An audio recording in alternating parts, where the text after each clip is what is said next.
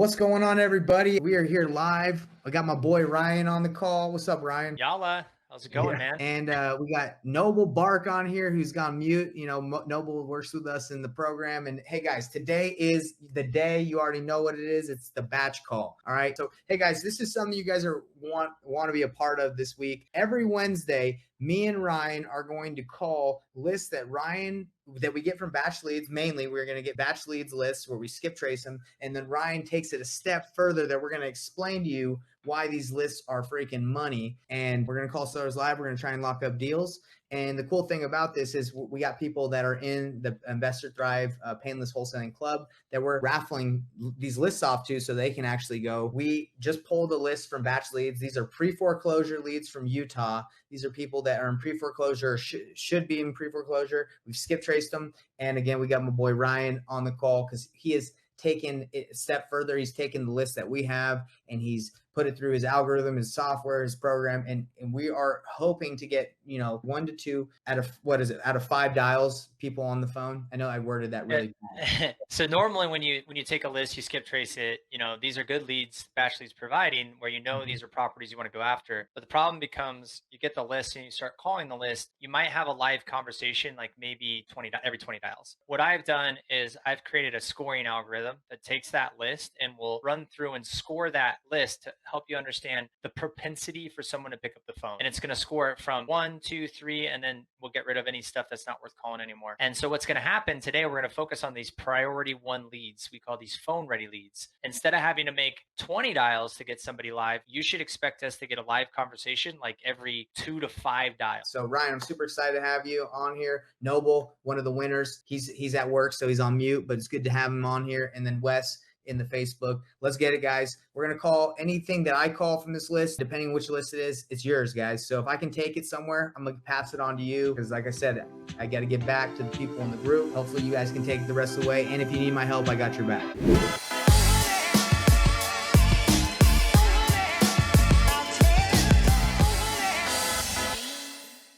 So I got everything set up here. I'm going to jump right in to start making some calls. I'm a noob as well, right? I'm new to this stuff. So I know how to start conversations and get some live coaching too on what to do if we do get a level of interest. So I'm going to get right into it. We'll just do this.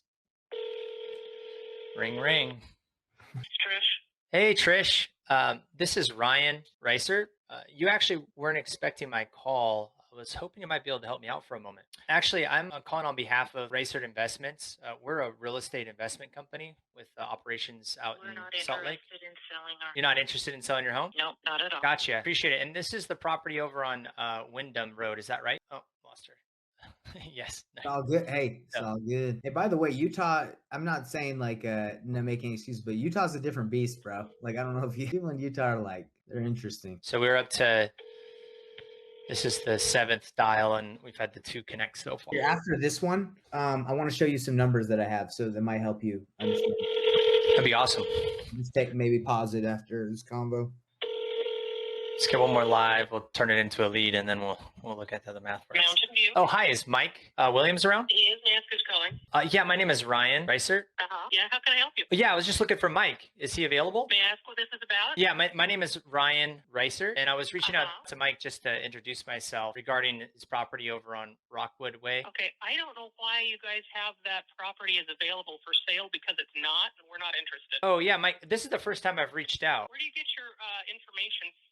Oh, gotcha. Yeah. So there's different data vendors out there that provide lists of folks that may be interested in selling their properties. So maybe that's why you're getting some calls like this. Yeah, we're inundated with them. It's become harassing. Okay. Well, yeah, property is not for sale. Yeah, you won't hear from me again. I'll make sure to update that on my side. So I apologize for that. Oh, thank you. Have a great day. You too. Thank you. Bye. Bro, that was powerful, brother. You did great. You handled that well. There was objection and, maybe even a little bit of negative energy on her end. And you came in there, just diffused it. Awesome. Great job. Thanks, man. So you had some numbers you wanted to share and then we can swap this out. I'm really fascinated with like what to expect in cold calling. So I was in a mastermind with Sean Terry.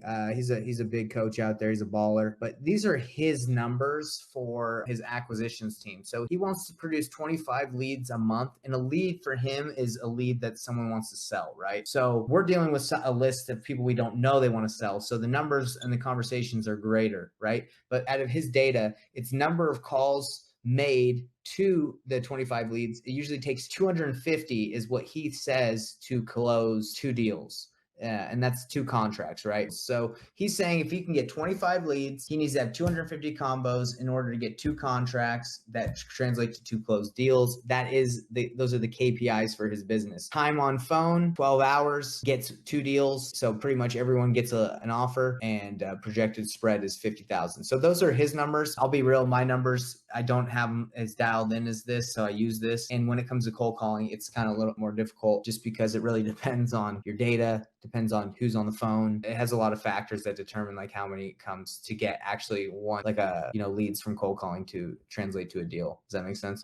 Did you want to try to make a couple calls? I'd love to make some calls, but I will tell you that when it comes to calling people that you're not sure if they have interest or not, I don't care how good you are. It depends. Okay, does the person really have interest at all? I'm down to make some calls. Let's do it. So you could see the lead coming through. Okay, it's Jason Cook. Here's the property address that we had.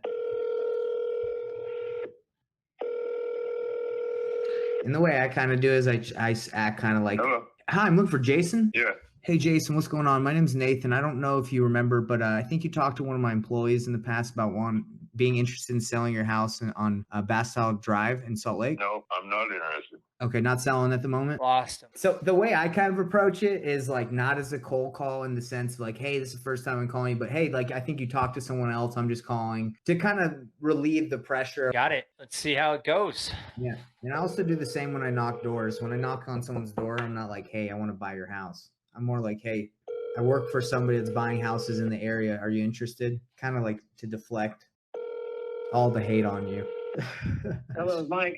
Hey, Mike, how you doing? Good. How you doing? I'm doing really good. Hey, Mike, I'm sorry to catch you. I don't know if I'm catching you at a bad time, but I think you'd spoken with one of my employees in the past about your house on Thursby Court. I'm not sure. Are you taking offers on it at the moment? I am, yeah. Awesome. So, do you have a couple minutes to chat now, or are you busy? I can talk, yeah. Okay, awesome. Yeah, so, my employee that had talked to you in the past, he didn't really give me too much information on it, so I'm sorry if this sounds a little redundant, but I guess my first question is, what's got you interested in selling the property? Well, I bought it in 2020, and then we were build on it. Then a pandemic happened, so we held out the build, and now my son is in the 8th grade, and so we're probably going to stay in our current city. Okay. And there's a guy that lives in the neighborhood next to ours. Okay. And he contacted me out of the blue and said he wants to buy it, and so we just been talking about that. And I started at $500,000. He wanted to pay $450,000, and then of course he went up to $470,000. So that's kind of where we're at. We haven't made an agreement yet, but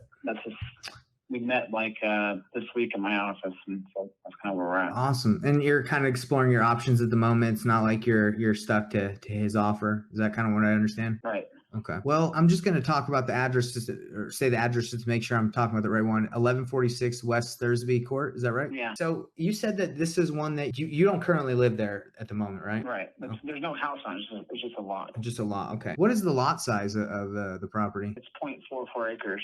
Okay, that's pretty good size. Do you own this property outright? So maybe we could do potentially like a seller finance option where I could get you exactly what you want, but maybe I could make it in payments. I do own it outright. Yes. Okay. Would something like that be of interest to you, where like maybe if I could come up a little bit higher than his offer or closer to what your asking price is, but I could buy it on terms? I don't know if I really want to do that because we're thinking about selling this and then selling our current house and moving. So the price that you're asking at $500,000, was that because that's what the value you ran comps to and you saw that's what it was worth? Is that just what you want? Like, how did you arrive at that price? So when I'm doing my research, I can find out. Well, that's what my realtor suggested. Okay. What the comps that she ran. I appreciate your time. It's Mike, right? That's what you like to go by, Mike? Yeah. Okay. All right, Mike. Well, my name's Nathan Payne. I will be doing a little bit of research on it. If I can come up to that price or get it done. If it's not something that I can work with, do you mind if I reach out to some of the people in my network and see if they'd be interested in it? Would you mind if I made some calls too and see if I could help you? Maybe I have a developer that might want it. Yeah. All right. Well, either I'll make an offer, and if not, I'll just kind of maybe reach out to some people and see what I can do. And if it can be a win-win, I'd love to help you out. Sounds good. I appreciate your time, Mike. You have a good one. You juicing the list, bro? You just make it that easy? Is that how easy easy it is. Yeah, so let's talk through this one. So I just realized that this list, I thought it was pre-foreclosures. I don't think it's actually pre-foreclosures. I think it's people that own vacant land. That's what our buyer wanted. The buyer wanted some land so he could develop it.